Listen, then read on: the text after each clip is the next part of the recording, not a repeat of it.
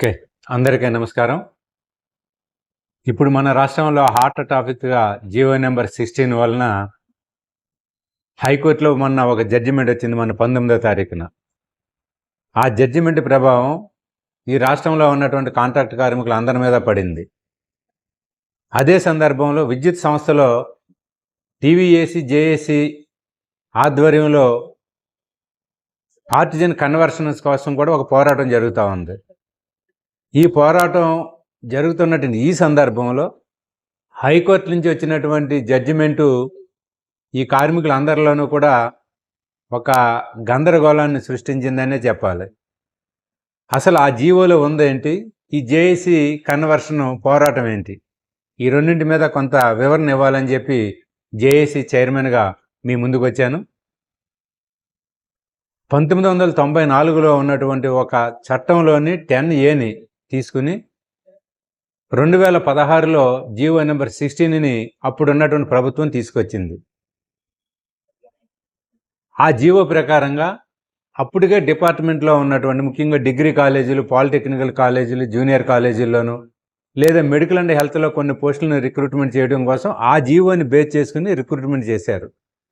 దానిని కాదని చెప్పి, అది చెల్లదని చెప్పి కొంతమంది కోర్టులో కేసు వేశారు. 2017లో అనుకుంటా. అప్పటి నుంచి ఈ వివాదం నడుస్తూనే ఉంది. కానీ మొన్న 19వ తారీఖున జడ్జిమెంట్ వచ్చేసరికి అందరినీ కూడా ఆశ్చర్యపరిచింది. అయితే కోర్టు జడ్జిమెంట్లో క్లియర్గా 2-3 అంశాలు చెప్పడం జరిగింది. దాంట్లో మొదటి అంశం, ఇప్పటి వరకు రిక్రూట్మెంట్ అయినటువంటి ఈ లెక్చరర్స్ కానీ, మెడికల్ అండ్ హెల్త్లో కానీ ఉన్నటువంటి 5554 మంది సుమారుగా రిక్రూట్మెంట్ చేశారు. వాళ్ళెవరిని కూడా తొలగించవద్దు అనేది కోర్టు ఒక జడ్జిమెంట్లో చెప్పడం అనేది జరిగింది. రెండోది, భవిష్యత్తులో ఎవరినైనా రిక్రూట్మెంట్ చేయవలసి వస్తే కనుక చట్ట ప్రకారమే చేయాలి తప్ప కాంట్రాక్ట్ అవుట్సోర్సింగ్ ఉద్యోగులని చేయవద్దు అనేది కూడా చాలా క్లియర్గా చెప్పింది. ఇదంతా రాష్ట్ర ప్రభుత్వానికి సంబంధించినటువంటి అంశం. భవిష్యత్తులో రిక్రూట్మెంట్ చేస్తున్న సందర్భాలలో రాష్ట్ర ప్రభుత్వం ఏ చర్యలు తీసుకోవాలి, ఎట్లా తీసుకోవాలి, అవన్నీ కూడా రాష్ట్ర ప్రభుత్వం తీసుకుంటుంది. ఏమైనా ఇప్పుడు వరకు రిక్రూట్మెంట్ అయినటువంటి లెక్చరర్లు ఎవరైతే ఉన్నారో వాళ్ళకు వచ్చినటువంటి నష్టం ఏమీ లేదు. భవిష్యత్తు కార్యాచరణ ఏంటనేది ఇప్పుడున్నటువంటి ప్రభుత్వం రాబోయే రోజుల్లో నిర్ణయాలు తీసుకుని ఆ రకంగా ముందుకెళ్ళడానికి ప్రయత్నం చేస్తుంది. కానీ ఇటువంటి సందర్భంలో ఎలక్ట్రిసిటీలో ఉన్నటువంటి సుమారు 20,000 మంది ఆర్టిజన్ కార్మికులు మమ్మల్ని కన్వర్షన్ చేయండి అని చెప్పి గత 2-3 నెలల నుంచి పోరాటం చేస్తూ ఉన్నాం. ఆ జేఏసీకి నేనే చైర్మన్గా ఉన్నాను.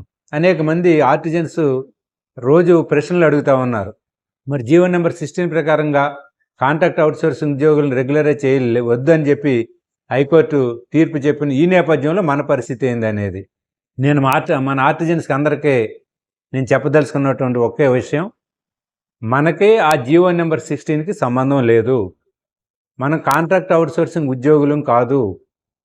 సంస్థ నుంచి నేరుగా జీతాలు తీసుకుంటూ సంస్థ పరిధిలోనే పనిచేస్తున్నటువంటి ఆర్టిజన్స్ని. ఆల్రెడీ గతంలోనే మనం 2016 కంటే ముందు మనం ఏ రకంగా ఉన్నా 2016 తర్వాత యాజమాన్యం మనము కలిసి ఒక 12(3) అగ్రిమెంట్ చేసుకున్నాం.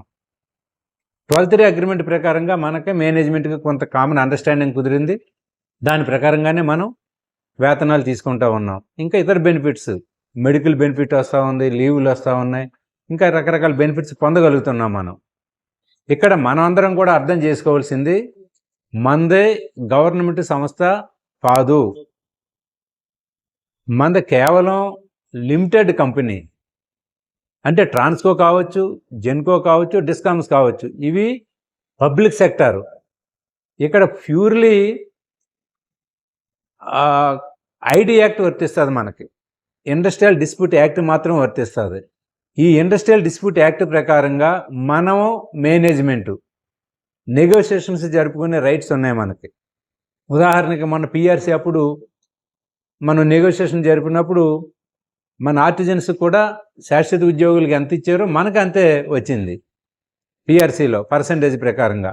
ఆ రకంగా మనం 12(3) అగ్రిమెంట్లో ఉన్నటువంటి కార్మికులు భవిష్యత్తులో కూడా మన యొక్క జేఏసీ చేస్తున్నటువంటి పోరాటం ఏదైతే ఉందో, ఈ పోరాటం ద్వారా ప్రభుత్వం ముందు మన విద్యుత్ శాఖ మంత్రి ముందు లేదా ముఖ్యమంత్రి గారి ముందు మన డిమాండ్ని పెట్టాము. ఇప్పటికే రాబోయే రోజుల్లో దాని మీద చాలా మరింత స్పీడ్గా ప్రయాణం చేస్తాము.